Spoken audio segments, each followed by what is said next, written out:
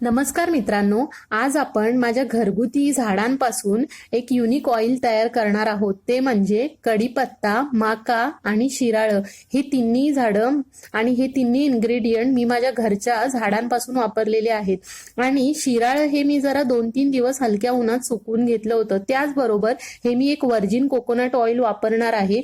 इतर कोणत्याही ऑइलमध्ये हे ऑइल तयार केलात तर त्याचा एवढा इफेक्ट होत नाही, कारण हे प्युअर व्हर्जिन कोकोनट ऑइल आहे। बाकी सर्व मिक्स असतात, पॅराशूट वगैरे फिल्टर असतं। तर ह्याला मी एका भांड्यात ओतून घेतलेलं आहे, 500 ml आहे। ह्यामध्ये मी ते तिन्ही इन्ग्रेडियंट मिक्स करून ह्या आता ऑइल मध्ये टाकलेले आहेत। ह्याला मस्तपैकी हलवून एक 15 मिनिटं मी ह्याला उकळायला ठेवणार आहे आणि मंद आचेवरती ठेवणार आहे आणि ऑइल थंड झाल्यावर एका बॉटलमध्ये पॅक करून ठेवणार आहे। आठवड्यातून 2दा हे तेल लावा।